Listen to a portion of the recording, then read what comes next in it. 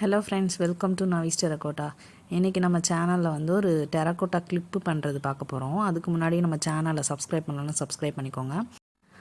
இதுக்கு வந்து நான் ஆல்ரெடி எல்லாமே ரெடி பண்ணி எடுத்துட்டேன். ஏன்னா நம்ம எப்போதும் பண்ணுறது தான். அதனால் இந்த மாதிரி ஒரு மேங்கோ ஷேப்பில் வந்து கட் பண்ணி எடுத்துகிட்டு அதை பெயிண்ட் பண்ணி எடுத்துட்டேன். இந்த மாதிரி பேஸ் கிளிப்பு வந்து நம்ம எல்லா ஷாப்லேயும் இப்போ அவைலபிள் இருக்குது. அதாவது இந்த மாதிரி ரா மெட்டீரியல் வாங்குகிற கடையில் எல்லாமே அவைலபிள் இருக்குது. அதனால் நீங்கள் அது எங்கே வேணுமோ வாங்கிக்கோங்க. அப்படி இல்லைனாலும் எனக்கு மெசேஜ் பண்ணுங்கள், நான் வந்து டீட்டெயில் சொல்கிறேன். இது வந்து ஒரு பீஸ் வந்து 10 ரூபா வருது. இதில் வந்து ஸ்மாலு, மீடியம், லார்ஜ் அப்படின்னு கிடைக்கிது. எல்லா மெட்டீரியல் ஷாப்லேயுமே வந்து கிடைக்கிது. நீங்கள் வந்து வாங்கிக்கோங்க. இது மாதிரி நான் எடுத்துகிட்டு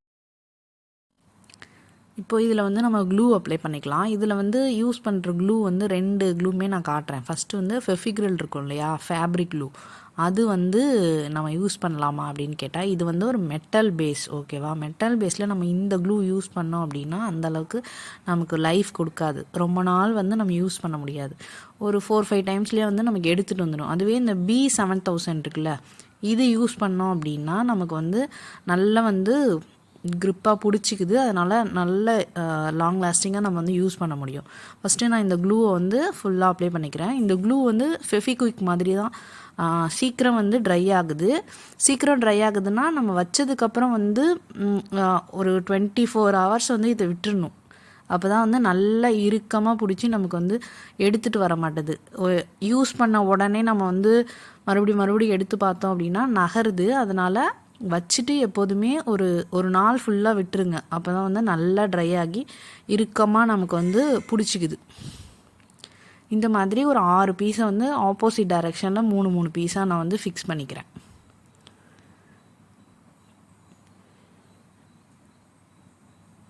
இந்த மாதிரி வச்சுட்டு அந்த கேப்ஸ் இருக்கு இல்லையா, அதில் வந்து உங்களுக்கு ஸ்டோன்ஸ் என்ன வேணுமோ நீங்கள் வந்து விருப்பப்படுறத ஒட்டிக்கலாம். நான் வந்து சும்மா ஒரு வீட் பீடு மாதிரி ஒரு பீடு மட்டும் ஒட்டிக்க போகிறேன்.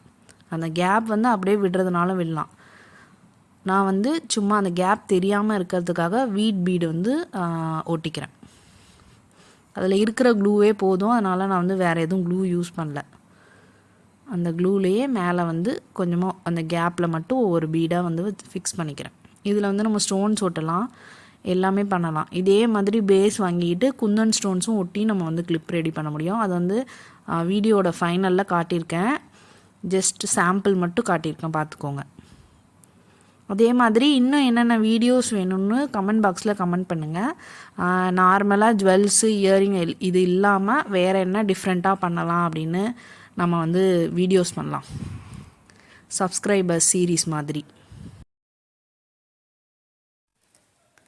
இதே மாதிரி வேறு என்னெல்லாம் வீடியோஸ் பண்ணலாம் அப்படின்னு கமெண்ட் பாக்ஸில் கமெண்ட் பண்ணுங்கள். இந்த வீடியோ உங்களுக்கு பிடிச்சிருந்ததுன்னா லைக் பண்ணுங்கள், ஷேர் பண்ணுங்கள், மறக்காமல் சப்ஸ்கிரைப் பண்ணுங்கள்.